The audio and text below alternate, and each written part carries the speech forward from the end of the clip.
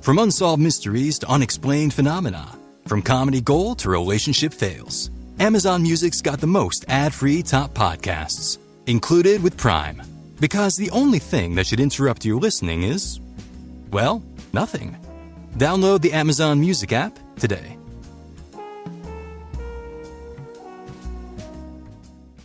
Ugh, I barely got any sleep last night. What? Why? I spent hours fighting with AI, all because I was trying to make a website. It started out okay, but then I got stuck just trying to change one button. Okay, relax. Just try Wix Harmony. What's that? It's Wix's new website builder. Lets you switch back and forth between AI tools and hands-on editing anytime. So I'm not just prompting and praying? Nope. Just try it for free at wix.com/harmony. Marketing is hard. But I'll tell you a little secret. It doesn't have to be. Let me point something out.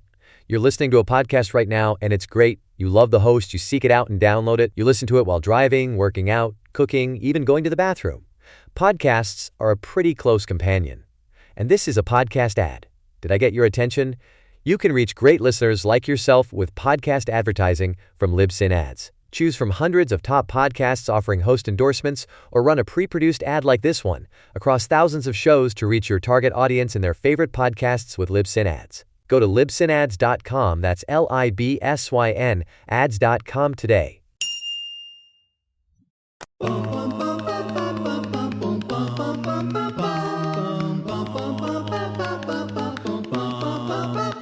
It's the Steve and Kyle podcast, coming to you from a device in your grasp. It's a step below taking a nap, but why would you waste your time doing that podcast?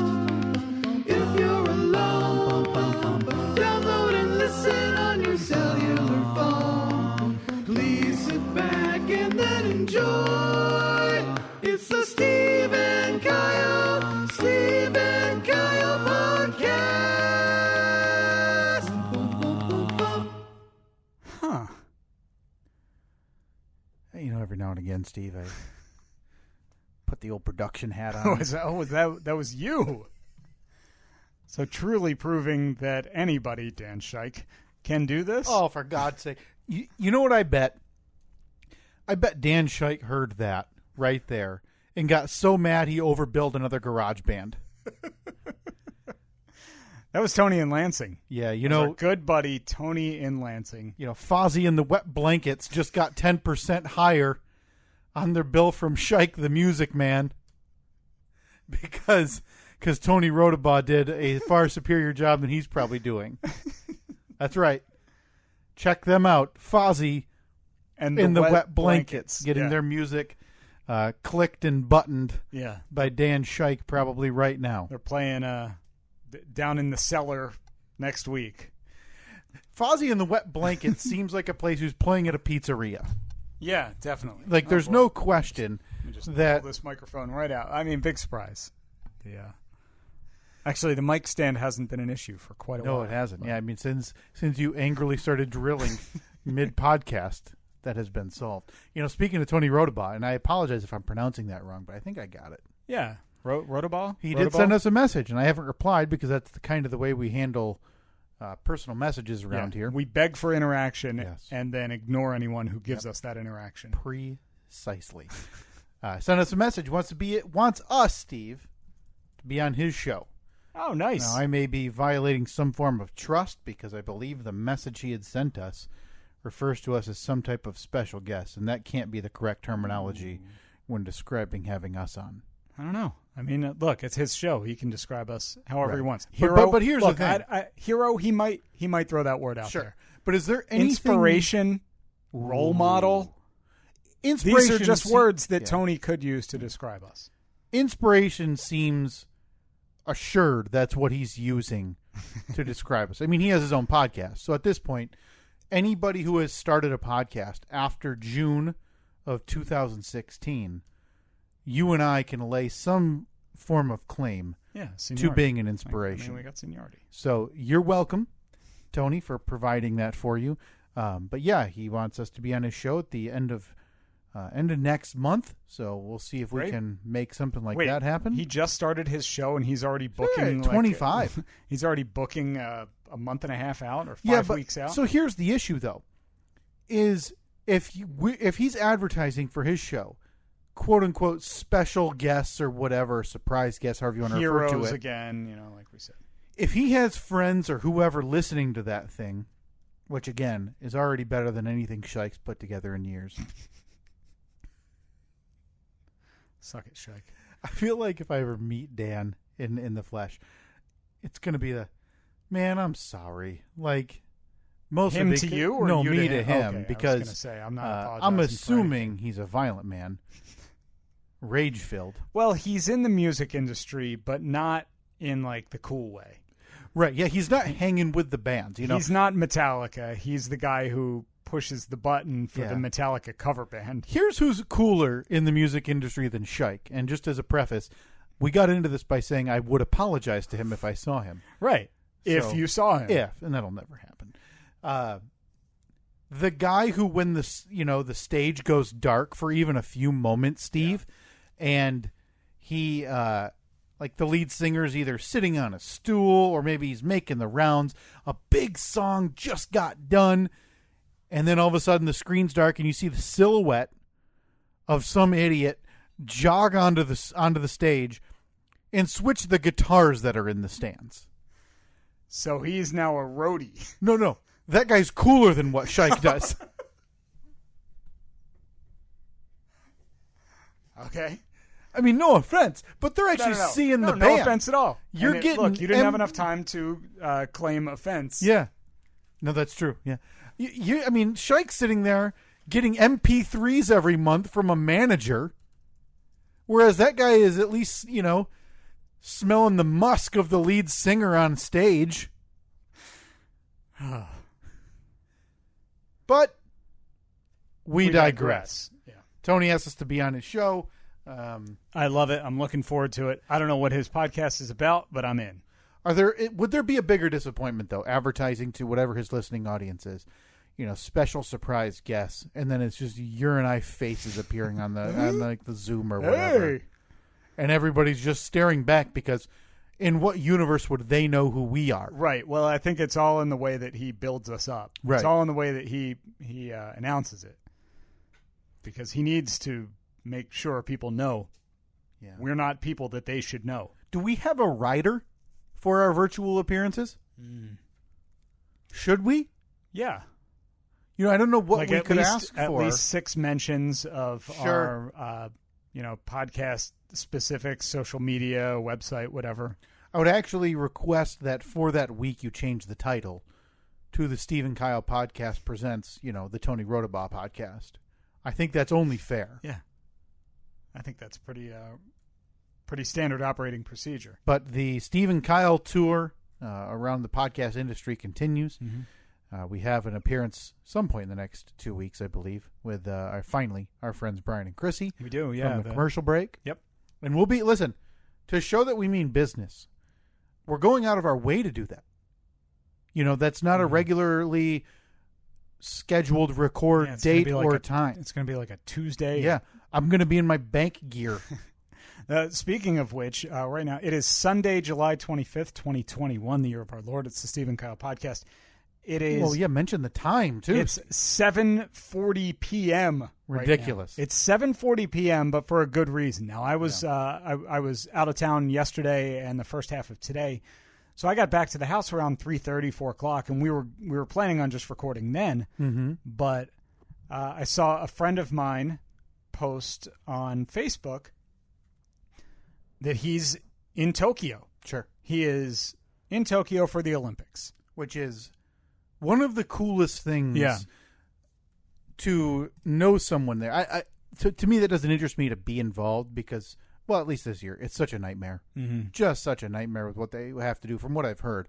And that doesn't seem fun, Yeah. So he's over there. Now he's been to the Olympics. I think he said this is his 5th Olympics. So 5th Olympics. Yeah. So is he strictly involved with the Summer Olympics, meaning he's been going for 20 years? No, he's been to the Winter Olympics. Okay. I know he did some. He does Now, I'm going to be interested to find out exactly. I know that he works somehow with the U.S. water polo team. Sure. And he's a play-by-play guy. He's called a ton of different events. I sent you the list of all the different. He does basketball and football play-by-play as well, but he's over there. So originally I thought, I wonder if Greg is calling water polo matches again. So I messaged him. And he said, no, he's not doing it this time. He's doing more like basically like press work for the water polo team. Gotcha. But I was like, man, it would be cool to have him on. Yeah. I think it would be really cool to get the perspective of any Olympics. This is the Right. one Someone on the ground. where it's going to be completely different, I would assume, than... What do you think? You think you can get one of the water polo players for us? Yeah, I mean, he water. could literally point at anyone in the room and say, hey, you want to be a water polo player? I mean, I feel like I'm ready to go if you can give me just a few seconds, Steve. Here as I type in, how do you play water polo? I'm all good. I think that'll be one of the main questions is How do you play water polo? Well, how does he? Because he is somebody who I went to college with Greg Meskel, and as far as I know, Greg wasn't big into water polo back in college. So he just this is a transformation. I believe that I have no idea if he has since taken up playing water polo, Sure. or if this is just one of those things where he used his skill set, kind of adapted it to a sport that he didn't necessarily know or was familiar with. Yeah. But he's like the go-to guy for water polo play-by-play. Sorry, I'm You looking at going through the roster. Any one of these dudes could murder me. I believe There's he's primarily. I know that he does a lot of work specifically with the women's water polo team. Okay, I just pulled up the men. 6'5", 220, 6'4", 225, 6'6", 245. Imagine swimming towards that behemoth. No. And thinking, yeah, I'll swim right past him. Yeah, I'm going to be asking Greg by the way, what the reason I'm saying this is we're going to be talking to him in about 15 minutes. I thought that it would be a great opportunity. We had somebody that we were going to talk to today, but then with our scheduling changing, we had to push that back. Correct. So I thought I love talking to people that I know, but this is something. I mean, he's on the world stage right now over in Tokyo. Sure. I got a million different questions for him.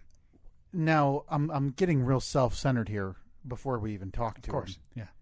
Yeah, what do you think the odds are we can get some of those some trinkets back that he'd mail us? I mean, I'm sure he could. I mean, I don't know what they hand out. I'm just assuming. I want a press pass. I don't even want that. Here's Give what me I a want. lanyard. So for years, these stories have been legend in Olympic Village or whatever. I think it was Brazil, 2012. May have been 16. I don't know. Where they handed out, I think it was like 500,000 condoms. Oh, yeah, something insane. Can we just get one? Yeah. Does it have like the Team USA logo on it? Or like the Olympic rings? And we're just going to put it on our, it's eventually for the merch table. It's going... Or for the table of honor, or the shelf of honor. Our curio cabinet yes. that we're planning for APS 4.0. new studio, yeah. Because I don't want your standard stuff. Like, yeah, this is a keychain that I got, from, Team USA. Mm-hmm. Neat, whatever. Keep it. I'm happy for you. No, I want, one of those pieces of cardboard from under the bed where the players and athletes aren't supposed to be having sex on them. Yeah. The anti-sex beds. I want something off the cuff. And so I want you to know in advance, because you know Greg. Mm-hmm. I've never met Greg. I'm going to ask for stuff. Yeah. Well, I think that it's perfectly acceptable for Garbage you to do stuff. that. Yeah. Garbage. Again, I'm sure Greg's a nice guy. He's a great guy. So I'm very excited to get with him, because what an opportunity. I mean, yeah, it's amazing for him to do that, but for us to be able to talk talk to somebody on the ground there this year is going to be really neat. Yeah. So the reason we had to record this so late is because in Tokyo they're 13 hours ahead of where we are right now. Yeah. So we're talking to him at 8 p.m. our time, which is 9 a.m. tomorrow. Yeah, his time. I mean, if you think about it, there's a chance. I mean, I don't know how those events occur, but things are pretty rigid over there there's still a chance that like he could be, hey man, I can't do it. We've got, we're watching this event or we've got this practice now. Yeah. And what are we going to, hey, no. And then we sat here and recorded on a Sunday night at 8 o'clock. Right, we could have recorded 5 hours ago. And then maybe we could I could be getting ready for bed now like I normally am. Maybe we could just watch the Olympics while it happens. Yeah. Have you been watching much? Not much. We turn it on. I've been, it's everywhere. So it wasn't that long ago that the Olympics felt like still so much of it, the only way you could watch was on tape delay. Yeah. Well, a lot of it's still, like, especially with Tokyo this year, I'm assuming a lot of it is. Well, but it doesn't have to be. That's what I mean. I mean, 40 years ago, they talk about the Miracle on Ice. That was all tape delay unless you were live in person. Yeah. And the way news traveled then, nobody really knew until it was televised. Mm-hmm.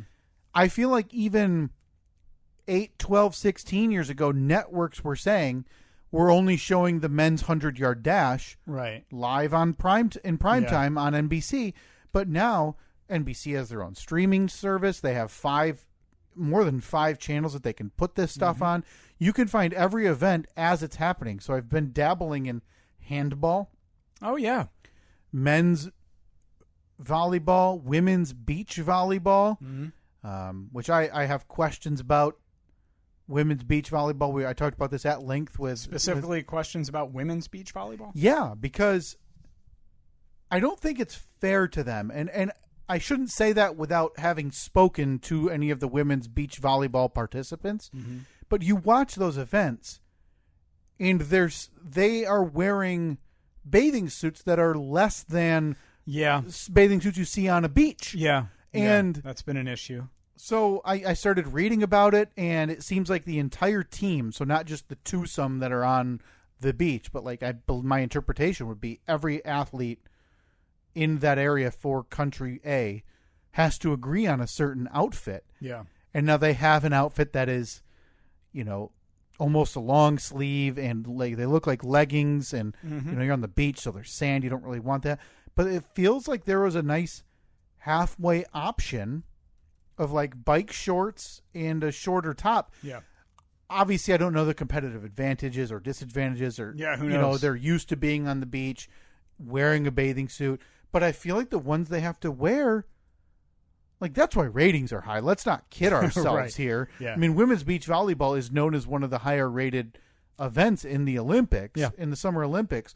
Track and field, because it's, the 10 seconds and it's over. But women's beach volleyball for that reason. Mm-hmm. And, well, you can't be oblivious to the fact that it's because it's the skimpiest bikinis on some of the most athletic people you'll ever see. Beautiful people. Every person there. Which can be said about 99% of the people competing in the Olympics, men, women, no matter what sport you're doing. Chances are, if you're an Olympic-level athlete, you're a beautiful person. I had men's powerlifting on this afternoon. I couldn't take my eyes off this guy's quads. Never seen anything like it in my life, Steve. Yeah. I mean, they could have been train cars. Yeah. I'm pretty sure I heard a choo-choo when he lifted. I was watching swimming last night for a while. Various swimming. It was cool to hear Swimming's exciting. It was cool to hear Michael Phelps doing play-by-play or doing like commentary on some of the events. It was interesting because they said that's the first Olympics since '96 that he hasn't participated in.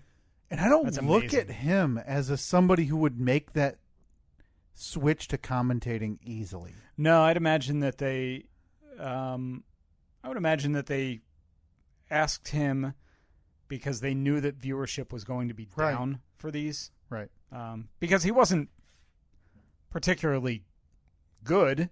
I mean, he was fine. Mm-hmm. He interjected a few like, the last 15 meters, that's when they'll really do this, or this. Right. So that was kind of interesting to know. But it's this weird fascination, though, with all of sports media, all of them, that they feel like they need that former athlete in there. And in that role, in small doses, that can work. Mm-hmm. It's the problem when they try to make Michael Phelps the centerpiece. Yeah. That you hear so few stories about people in love with color commentators in sports. The only one I can think of off the top of my head on a national level is Tony Romo. Yeah. Who people adore. Yeah. Because it's a totally different set of talent than to be able to swim fast with your gangly monkey arms than to be able to know the ins and outs of broadcasting and where you're supposed to be talking and where you're not supposed to be talking. Right. It's a very fine line, but you're right. If you're the NBC, you pay billions of dollars for the Olympics. You pay whatever dollar to get the Olympians that United States viewers will know into the TV sets. Yeah. It's a smart move. But yeah, it doesn't take long nowadays for the internet to turn a very vile eye towards somebody in broadcasting if they make one mistake or they don't sound the smartest at one thing. So yeah, that's curious. And it's so weird though, because we talked about the tape delay. If you're not watching it live, you're watching it at 2 a.m. A lot of these women's gymnastics was on at 2 a.m. Eastern Standard last night. That's crazy. And it's Why? 13 hours. So for them, it's 3 o'clock in the afternoon. But that's such a huge event. Yeah. And I believe they re-aired it, back in prime time, I'm guessing last night. Yeah. I didn't see, but that's an event. That's the event that America cares about. It was funny. I was always watching some of the gymnastics last night. It was the men's. And so they do that thing in every sport where they give the team profiles and they flash up one of the guys. They're like, his discipline is this and this, and they show him doing his stuff in slow motion.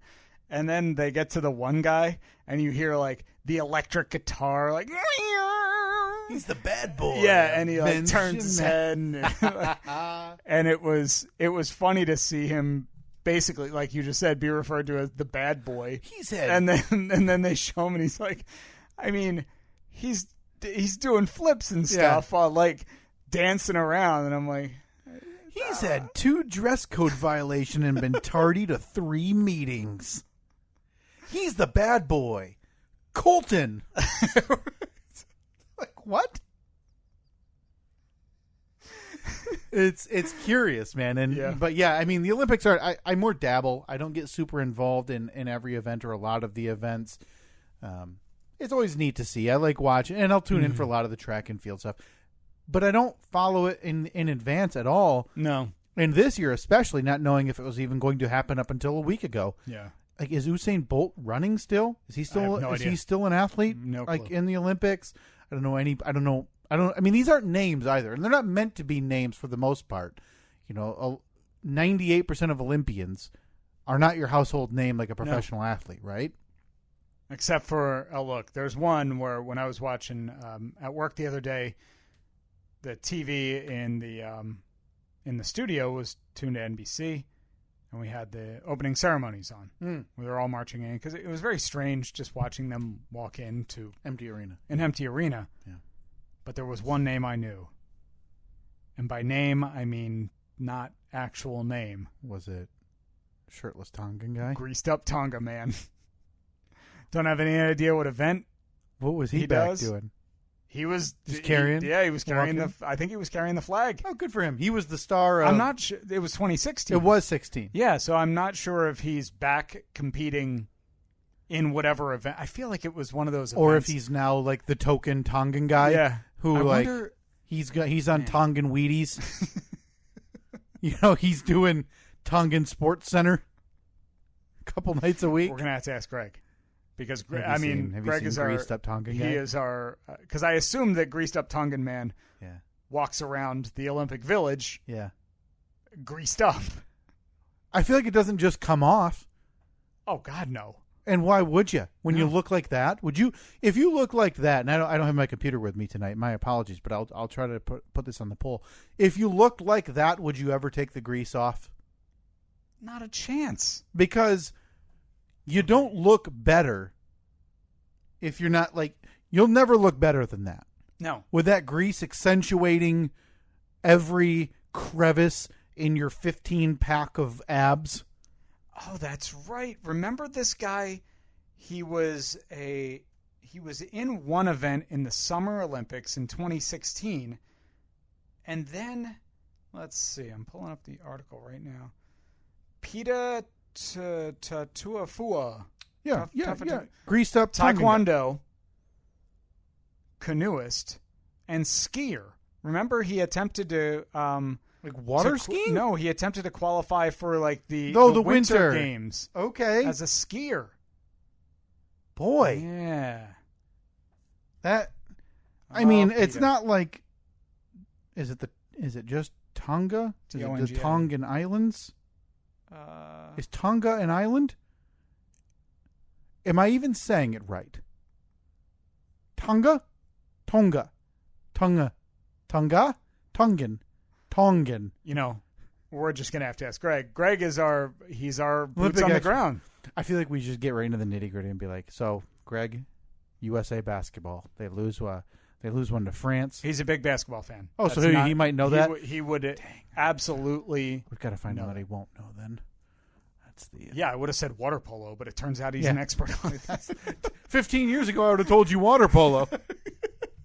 But then Greg went and became a water polo expert in the time I haven't seen him. Steve, I've got a very quick, before we get Greg on the phone, it's kind of a D.I. Kyle success, I guess, but not without some level of failure. Of course, yeah. I'd had to replace this for a few years, and I don't know how often you're supposed to or they do replace mailboxes.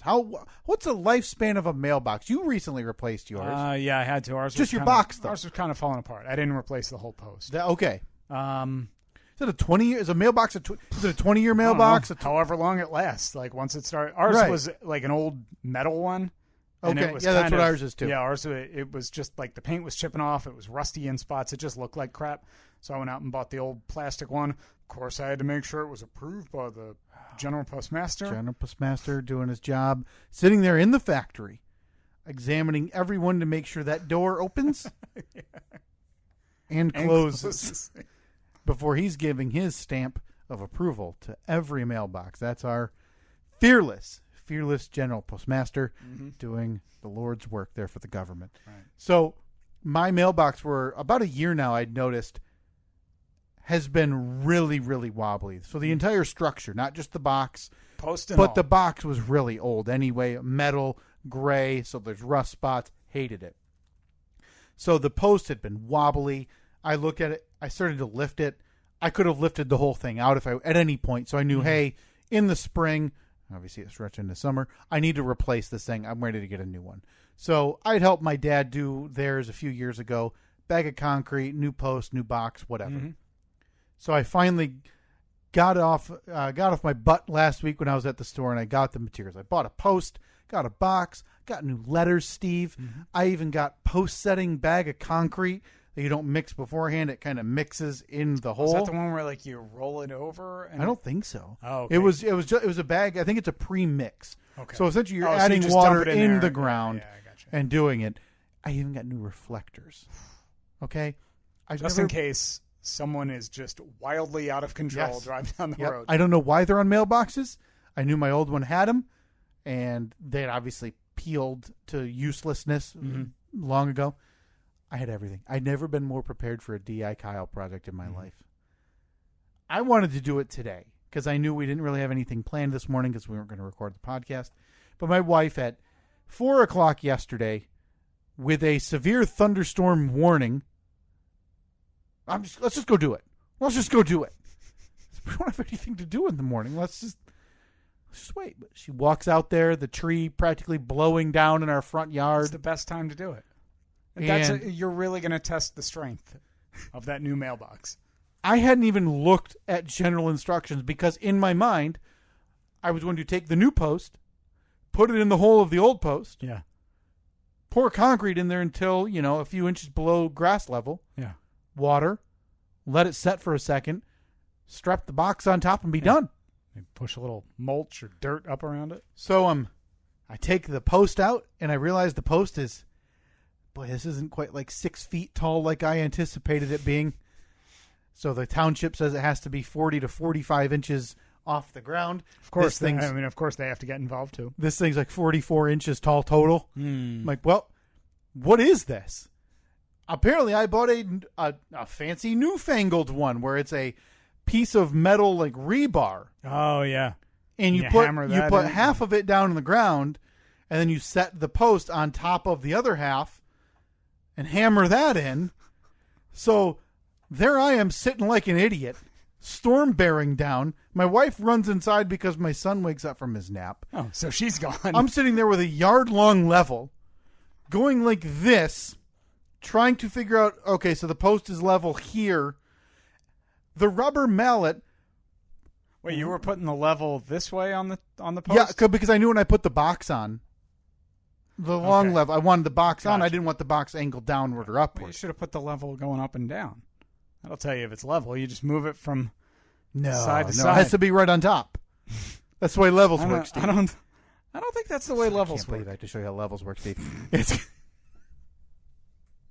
So I'm doing this with one hand, holding the post with the other hand, as I'm taking my rubber mallet, hitting, and the rubber mallet part of said mallet flies across the yard.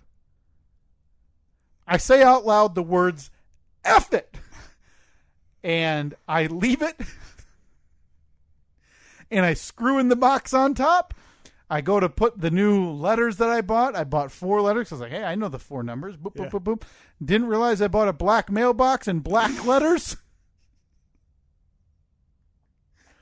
So there I was making trip number 2 for a mailbox to the store today, Steve. Okay. To get white letters for my black mailbox that is probably going to blow over if a breeze hits it the wrong way. Yeah, it doesn't sound like it's I can't tell you how happy I was before this. I mean, I thought I nailed it. I thought I've got every tool plus some that I need. But that's for always this. how it is, man. That's always how it's just it is. infuriating. This was so simple. My old mailbox came up, honest to God, like a knife through butter. It was nothing, and the bottom was rotted away into a near dagger. Yeah. Oh, I'm glad you let me get that off my chest. Hey, I'm happy to let you. I feel like I should have saved it so we could have expounded on a little bit more next week. Because, That's all right. Because we've got to get your buddy Greg on the phone. Yeah, we want to get Greg Meskel on the phone. Let's give him a call right now. Live from Tokyo. Yeah.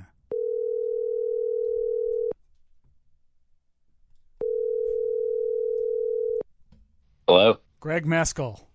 Steve McKiernan, what's up, man? It's been a few minutes since we've talked last, hasn't it? Just a couple, yeah. Just a few. I was trying to think of the last time I talked to you, and then I just started getting sad, so I stopped the exercise. Now, Greg, first of all, welcome to the Steve and Kyle podcast. I want to run down your list of accolades, I guess we could say, your resume. Okay. As you're talking to us again, live from Tokyo. So it's 9 a.m. in Tokyo, right? 9 a.m. and the dates, they get away from you here, but 9 a.m. on Monday morning. Yes. Okay, 9 a.m. Monday morning. Yeah. It is 8 p.m. Sunday night here. So you sent this to me last night. Now, you've called events for ESPN, the Pac-12 Network, the Olympic Channel, NBC Sports Network, Big Ten Network. You're the voice of the fan-controlled football league on Twitch, which is really cool. You're the voice of Manhattan College football, or Manhattan College men's basketball on ESPN3, ESPN+. You've served as a reporter and play-by-play for Westwood One, NBC Radio at the 2018 Winter Olympics in South Korea. You've called a ton of water polo events for the national team, NCAA championship, world championships, etc.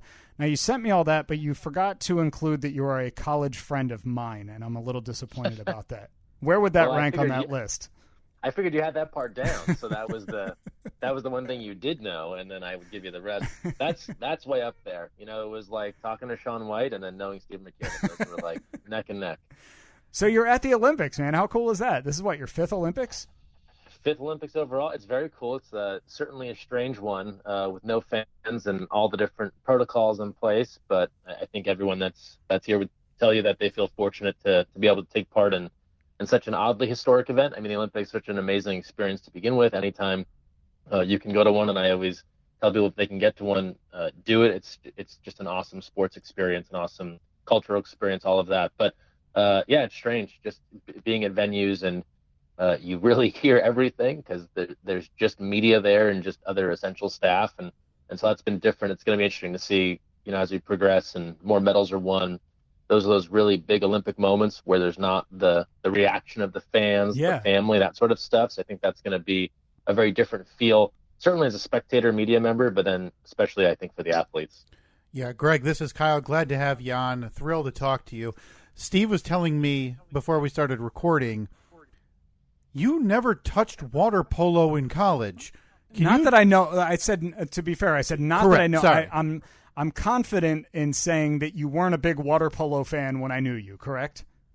This is an accurate statement, and I'm going to be with you as well. So how do you growing up in get New there? Jersey, that's a question I get asked often, and now the running joke is I've known the sport for so long that I just claim I played for a program that no longer exists. Right. The old Bearcats, they got cut a couple of years ago. Remember them? Sure, yeah. But Yeah. yeah. A very limited water polo knowledge. So I was a pool lifeguard as a teenager and like early years of college, and at this community pool in New Jersey, they played water polo in like the rec hour, like 4 p.m. every afternoon. But that was really all I knew, and knowing what I know now, that was not really water polo. That was, I don't know, 50 kids in the dive tank just pegging each other with a volleyball. And there were nets. basically dodgeball in a pool. Exactly. So really random journey. After college, I had worked behind the scenes in a bunch of TV networks, but I was also doing play-by-play for Wagner College football and basketball. And then I was there a couple of years, and they needed help in their sports information department. And it was a chance to go and be a GA and get a master's and work for them while also still doing everything else I was doing, the radio broadcasting and working in TV. And when I was there, everyone gets assigned sports, and it's just funny, like fateful decisions, right? That you would never know where they'll lead you. But they had said, okay, you're going to do, everyone helps out in football. You're going to do swimming, you're going to do track and field, and then you can do wrestling or water polo. What do you think? And I had met the water polo coach, seemed like a nice guy, and I was like, that seems fun. I'm already doing the aquatics thing already with swimming. Yeah. So I'll do that. And that was like a 2-year crash course in understanding the sport, and it was a good team on the East Coast, and they made the NCAA championships and got to kind of, see that level of it. And I finished with that 1 year, and the next year I was at the Olympic Games. And That's it was so crazy. Wow. And it was weird to go from that level to then the most elite level. And it's been kind of a journey since, and I can belabor you guys with more about this, but it's just kind of been a weird run of kind of doing that, and then through that sport, and you guys know, working in media, like there's no one path to getting to where you want to go. Yeah, everyone's different. Everyone's different. That kind of allowed me to route back into the broadcasting and actually get opportunities that I don't know I would have gotten if I had just stayed in the football, basketball world, which is where a lot of people reside. So. Yeah. So do you think strange journey? Could you say that you probably benefited from the fact that there isn't a ton? I mean, let's be honest. There's not a ton of focus on water polo in this country. So, I mean, if you can get in, it's not really a surprise that you elevated so quickly. No, you're exactly right. There's not a lot of people doing it. Now, the one downside is, right, there's not a lot of coverage for it. So if you're into broadcasting, that sort of thing, there aren't a ton of opportunities. But one of the good things that was helpful about it is that the events that were getting on television or were getting streamed, that sort of thing, I started to get into those, and then those places did other sports. And so, I'd had a history of doing other things before water polo, football, basketball, like we're talking about. So it was like, hey, I can also do this. And so that was kind of a roundabout way to getting some of those chances that if I had just said, hey, this is what I do, it's with hiring and all that stuff, I think people want to have confidence that someone can do it. And they kind of want to have seen their work a bit. And so it's a little bit more translatable if they've seen you kind of do something else before you're kind of just coming in cold. Sure. Can you tell us a little bit about Olympic Village and kind of the differences, obviously the massive differences between now and the other Olympics you've been to? Because it just doesn't seem like this joyful, fun experience that you hear about in the media all the time for the athletes as well as you guys. Yeah, I think that the people that are in the village now, it seems like they're having a good time.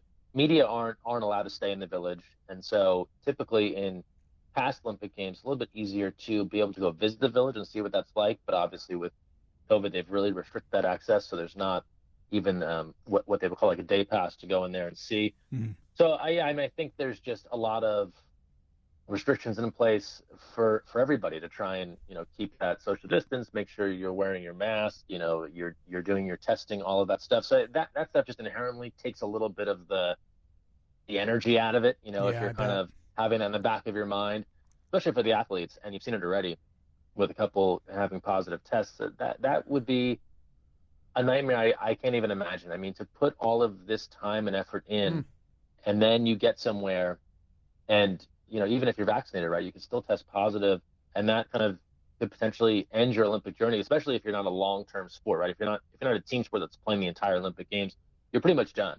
Yeah. You're not going to get a chance to play or compete, and you've worked so hard at that. So I could see why there might be a little like walking on eggshells for some of these people. I know for me, I'd want to be like wrapped in bubble tape, like stay away from me until I do my event, and then we can hang out. To kind of speaking to that, what was the process like? Kind of those 2 weeks leading up to you leaving for Tokyo, and then what was it like getting there? Was there more strict, hey, that you need another test when you land type of thing? What was that process like for you before even getting there? Yeah, tons of protocols. So, obviously they want you monitoring your own health in the lead up, if you're not feeling well, that sort of stuff. You had to take 2 tests, 96 hours out and 72 hours out that were done kind of on your own, but they reported, and you had to have like official documentation. It couldn't be like a thing where it's like, yeah, I got it from CVS and it's fine. Yeah. And then, when you get to the airport, obviously you have to have all that documentation with you. I mean, so much paperwork, like just papers and papers and copies of those papers. And then the flight itself, largely uneventful. But then when you land again, additional screening. So again, you're showing this documentation a lot. You're getting temperature checked. You're doing another COVID test at the airport. And so it's been a fun, little parlor game. Hey, how long did it take you to get out of the airport? Because it's ranged from like 3 on the fast side to like 8 to 10 on the slow side. How was yours? I was somewhere landed at 4 p.m. and I was at a hotel a little before midnight, and I consider that a win. That's not bad. I was like, if I can get out of here and get to that hotel like in like 8 hours shot, that's like not terrible. 6-8 hours. Yeah, that's not that's not the worst. So what you've been there for about 4 days at this point, 3-4 days? I was just looking at that. So I left on a Monday. It is a Monday. I mean, let's call it 6 days. So yeah, because you kind of lose a day in there. So what now when you're not working, because you're doing like press work for the water polo team, correct? Correct. Yeah. Just, lots of social media coverage of them, and, kind of sharing photos and helping facilitate interviews, that sort of stuff for them. We had a couple of press conferences before the game started. So all that sort of thing. So in your downtime, if you have any, you may not have any at all, but do you get to go to other events? Yes. And so I actually just went and saw, unfortunately, the men's basketball lost to France last night, which was the first men's loss at the Olympics since 2004, I believe. 25 in a row. Yeah, they had been doing quite well. So although France, a lot of NBA guys on that team, so it's not it's a group of slouches. But to your point, and this goes for any Olympic Games, you can typically go and see other stuff, but it's very calculated. So, you only have so much time. It's a very busy schedule. So you're always looking at days and trying to look ahead a few days and say like, okay, do I have 3 hours there, 4 hours there where I can kind of go and do something or go see something and then kind of get back to what we're doing. And so we had an earlier game yesterday, and that, that worked out for last night. Also, it helped. It was a very late start. It was a 9 p.m. start. So that's typical, different here. Again, more procedures in place due to COVID. So you could typically just go to certain events. There's a reservation system in now to ensure that events aren't overwhelmed with people, because again, they really want to create distance and all that sort of thing. So that's the one wrinkle in that. In the past, you used to be able to look at the schedule and just say, I'm gonna go into this, and then I'm gonna walk over there and come back to this. You can knock out 3 things in an hour if all the venues were close.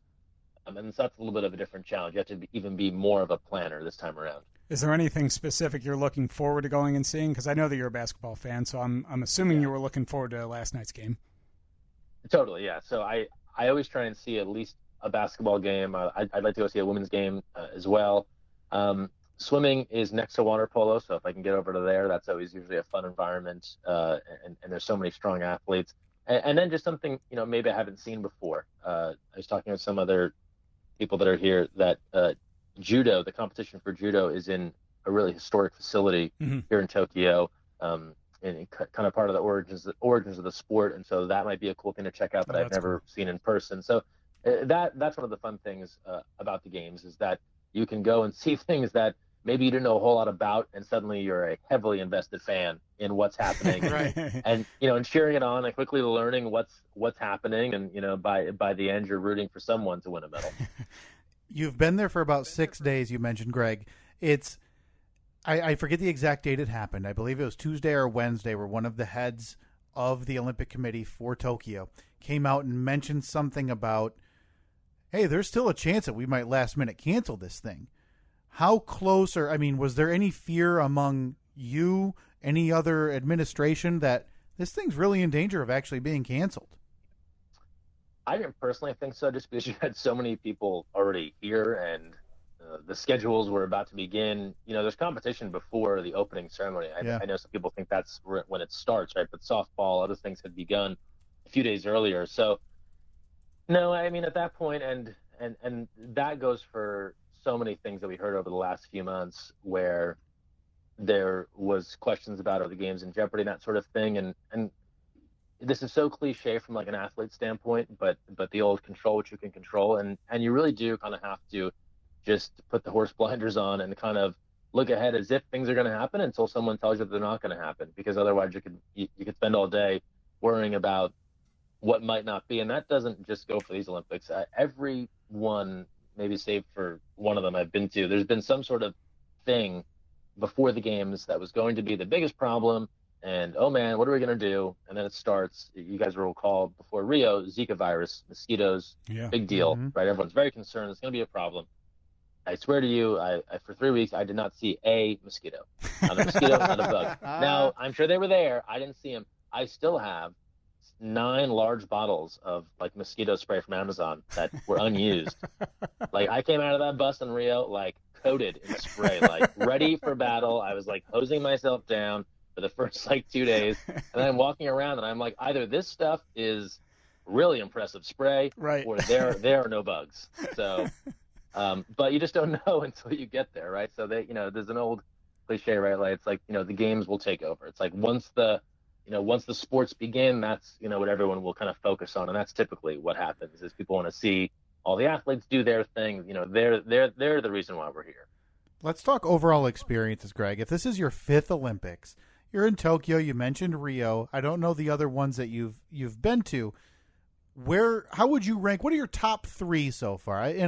It might not be fair giving you only a week in Tokyo, but what are your top 3 Olympic experiences so far in your career? Yeah, well, Kyle, you'll make it easy on me. I'll just take Tokyo out because it's not complete, so I can't judge it. So now we're just looking at 4. So this is challenging because I get asked this a lot, and I say, they're all great in their own way, and it's really true. So the other ones were Pyeongchang 2018 winter, and then London 2012, and then Beijing in 2008.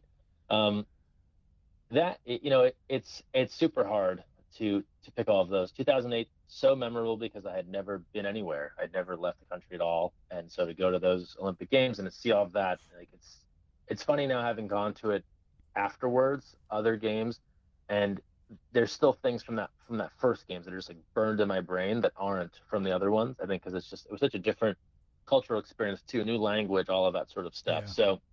So that was very cool.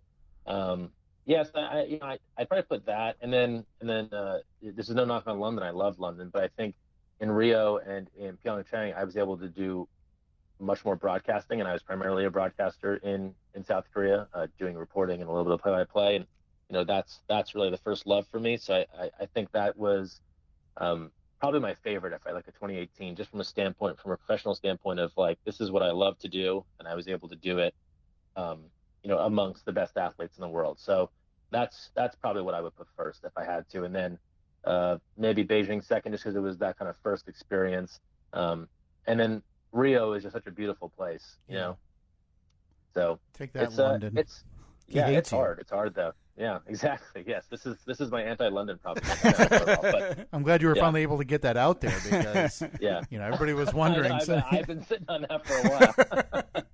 Now, for me, there's been kind of 3 storylines for the Olympics. One, will they actually happen or not? two is during the opening ceremonies the other day when Hot Tongan Man walked in with his body all greased up again. What was everyone had to be talking about it, Yeah, right? that's the talk of the town, right? Well, so and I have to look up his name, but It's PETA something. He's a returner, so he has done this in the past. Yeah, and I want to say he also was at the Winter Games in a different sport. Yeah, he Yes. was. We were talking about this beforehand. It's such a crazy story. He was the flag bearer at the 2016 games, the 2016 Summer Games. He walked in, shirt off, greased up, and I mean the internet immediately blew up. And then I think that in like a year's time, he decided, I want to do that again, and took up skiing and tried to qualify for the 2018 games. Yeah. I remember that when he came out in 2016, and it's obviously a different scene because there was fans there and just kind of the reaction. But it was, as someone who loved some WWF back in the day, very reminiscent of like the Macho Man Randy Savage. Yeah, amazing. Where, someone, just kind of cruising out to the ring, glistening, like the Hulkster. So, he's clearly a showman. He knows what to do. That event is time to show out, right? You see all the different outfits and what everyone puts on, and it's like like a red carpet when everyone judges the fact and everything like that. So, hey, I applaud him. Getting the name out there for his country and for himself, and hopefully we'll see him maybe in Beijing in only a couple of months for the Winter Games, or perhaps in Paris, and he can try and one-up his whole show somehow. Yeah, I mean, like we talked about it before, if either of us looked even remotely as good as him, it's like the old, if you've got it, flaunt it. Why not? I would never wear a shirt, Greg. I would never wear a shirt. No. Not even in those cold winters. Just go out there and just flaunt it. I mean, you deserved it. You earned it. And this is an assumption on my part, but probably not pants either. No, definitely not. Definitely not. Now that you may have, you may run into some legal issues, but that's, again, your choice. Now, what about the anti-sex beds? That was the big story about the Olympic Village. Everyone talking about that too. Yeah, well, talking about it in the sense that it's not true. So it was another one of those. It was another one of those things that had to be quickly debunked. This was an original. The Olympics, especially here, they put a big focus on sustainability, right, and recycling and all of that stuff. And so those beds, I want to say, were really announced in 2019 or 2020. As like, hey, these are going to be the perfect sustainable, recyclable beds, cardboard frames, right? And it's not like the boxer TV came in, right? It's not going to fall apart immediately. But of course, some enterprising journalist on the internet, or I don't know, someone who just shares memes or whatever, put that out there, just looked at it and was like, oh, this is clearly designed so that no one spends time together, outside of the competition. It's like that's just not the case. And so you've seen some really funny videos. I think the U.S. Women's rugby team did a video on TikTok of them doing all these different poses on the bed, like jumping around and showing how it could withstand all this force. So it's classic. It's just you get people looking for stories that are all over the place. And this was one of them, and then of course it only took a couple of days, and everyone was like, "Wait a minute, we did a single Google search. It turns out they announced these beds 2 years ago, and they're for the environment." Yeah, I'm glad Steve mentioned it. I'm glad that door has been cracked open because you've been to 5 Olympics, like you talk about. You can't shut up about it. Yeah, Kyle, proceed. And it's lore almost among hearing about Olympic villages and Olympics, about the athletes and how they just go wild. All of them have sex with all of the other ones. Yeah.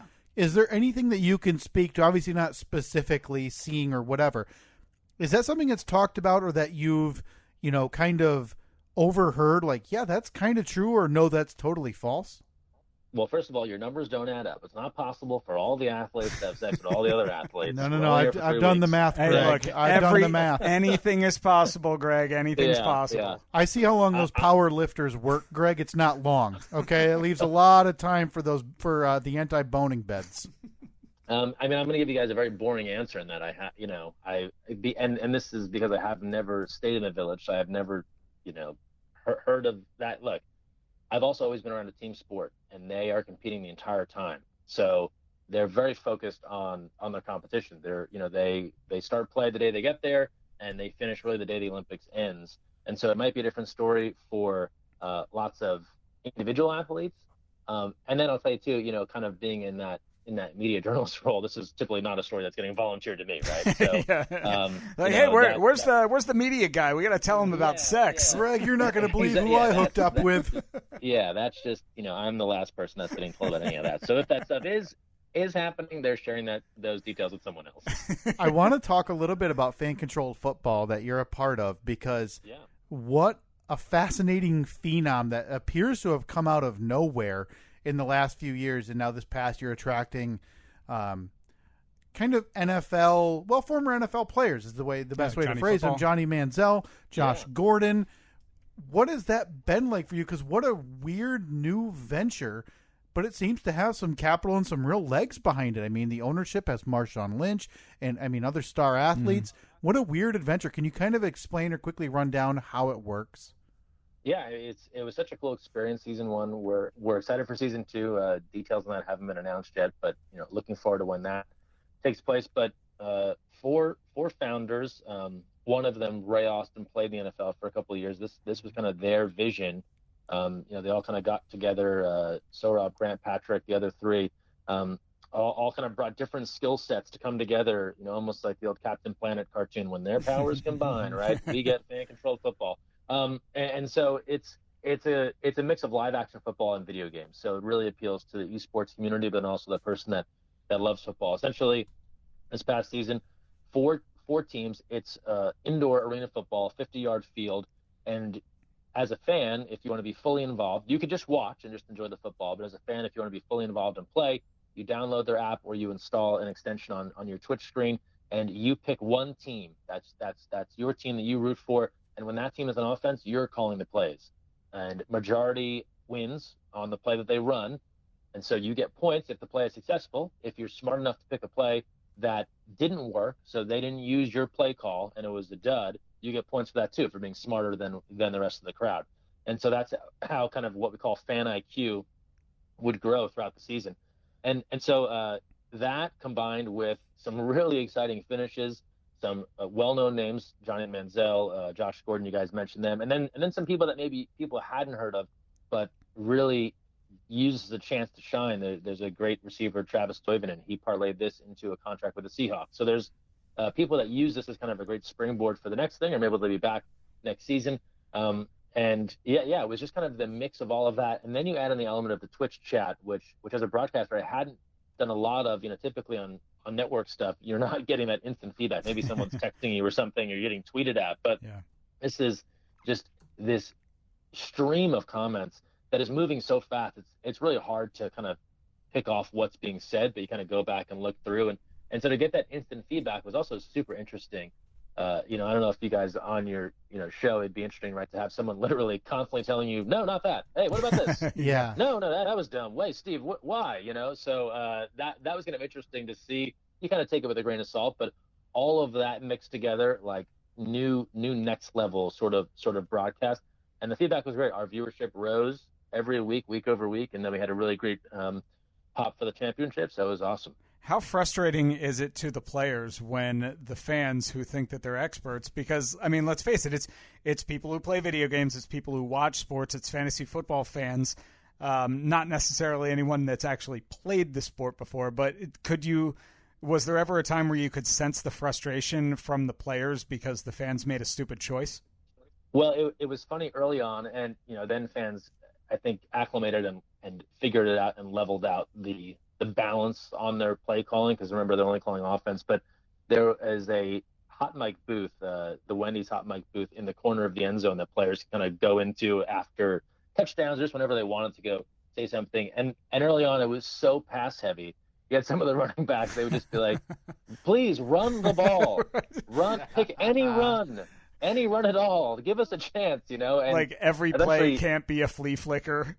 It can't always just be drop back pass, and then eventually you saw the teams that really balanced that out. And it was interesting to see which teams took on a real community approach where they really were like collaborating on like, okay, what's our strategy, which that's a challenge in itself. And it ended up being a team that won the title, the Wild Aces.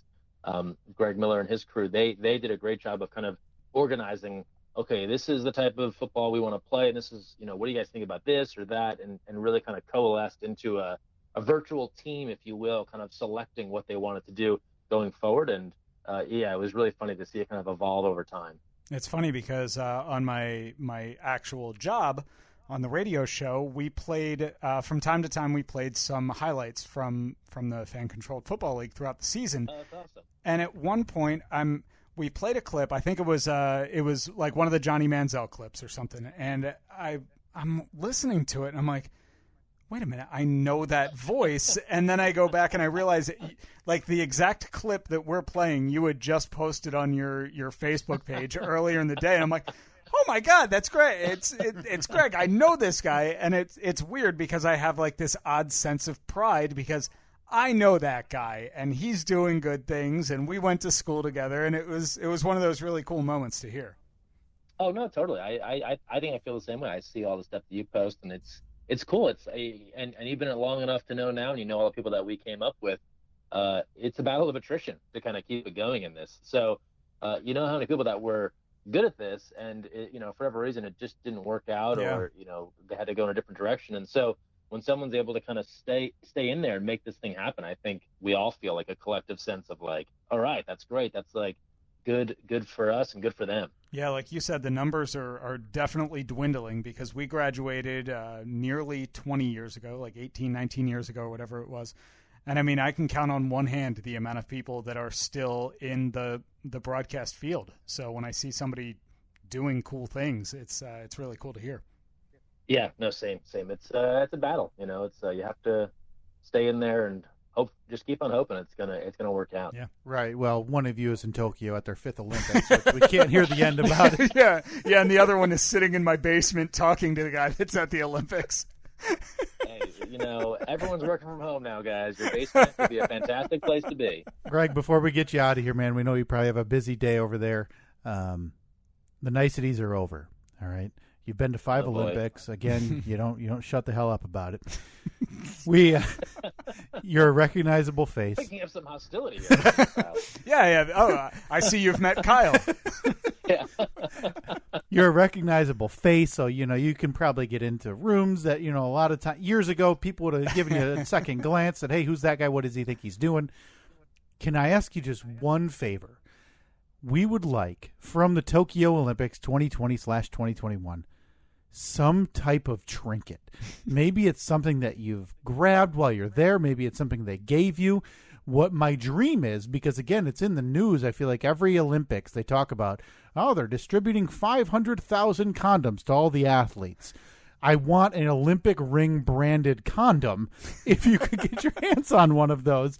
Or, some other trinket that you take and you're like, oh, yeah, I'm going to discard this because I don't want to travel with it, across the globe. Yeah, I mean, maybe an anti-sex bed. If you can get us one of them, if you can fit it in your carry-on, we'd appreciate that. I mean, I think we've covered those. They're going to be recycled.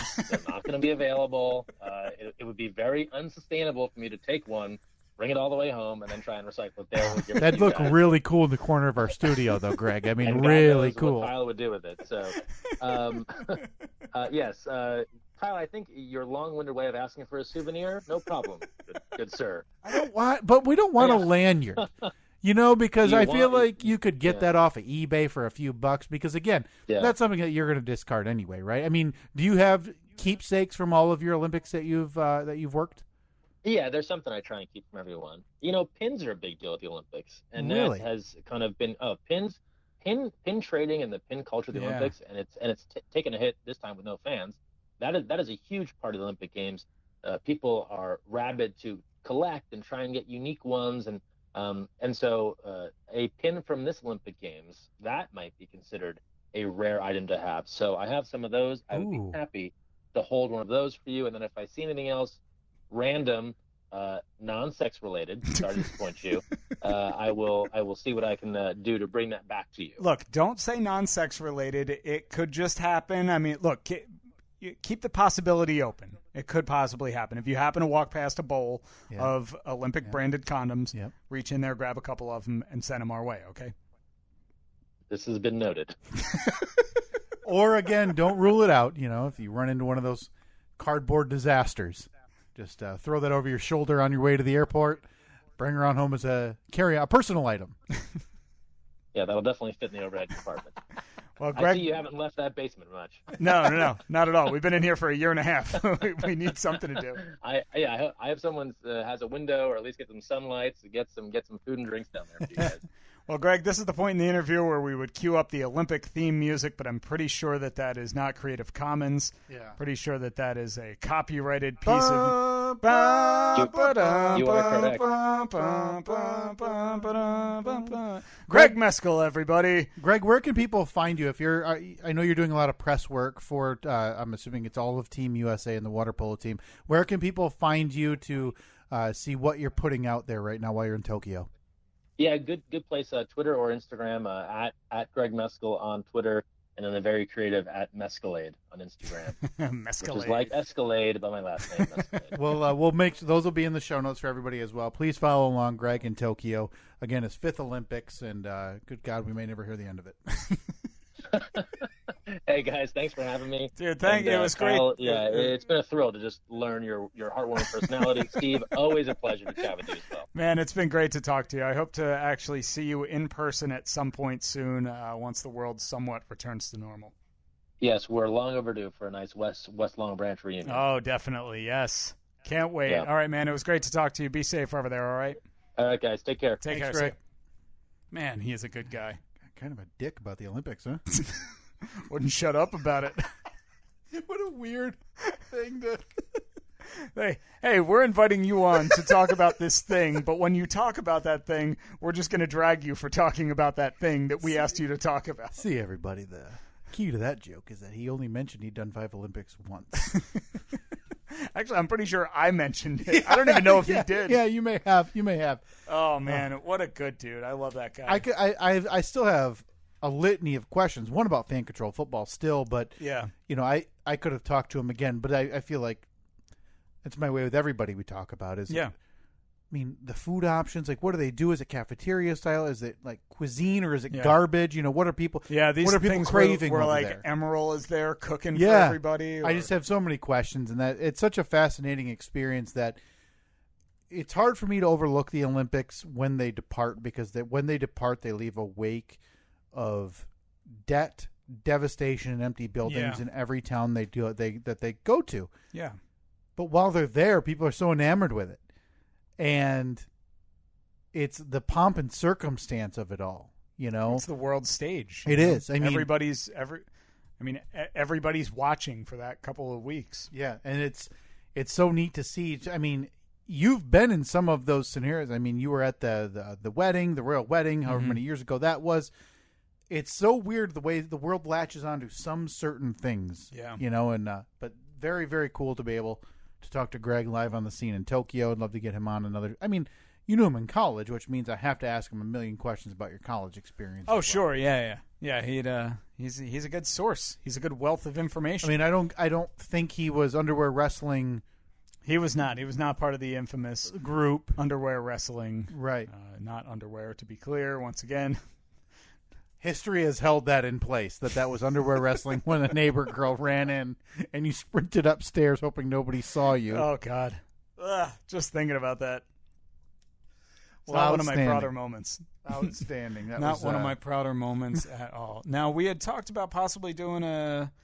all right. We had talked about possibly playing the outro music. Which we will possibly talk about doing again next week. And next week we should have another guest on. The one the interview we had scheduled for this week that we had to reschedule presumably will be next week. I'm not going to guarantee that. So the run continues here. Yeah, again, you can find Greg at Greg Meskel on Twitter and Instagram. Did he say? I'm not sure which Mescalade one. On Instagram. Mescalade is on Instagram. And now it's Mescall. Greg with 1G. So you can kind of follow along. I know he's posting a lot of stuff about what's going on at the Olympics. It's a cool insider view. Yeah. Of the biggest event in the world. Yeah. I mean, that's a fascinating experience to be to any of them, let alone 5 different experiences of varying involvement, you kind of get to see the ins and outs. So big thanks to Greg for taking the time. Can't imagine he has a lot of free time during the Olympics. So good to talk to him. Again, an old college buddy. Coming through in the clutch. Nostalgia. But I was serious though when we played a clip of him on the radio show a couple months ago. I was like, Right. that's amazing. It's so cool to see somebody What a neat way to remember. somebody doing so well. So big thanks to Greg. At Steve and Kyle, Facebook, Twitter, Instagram. We will talk to you next week. See ya.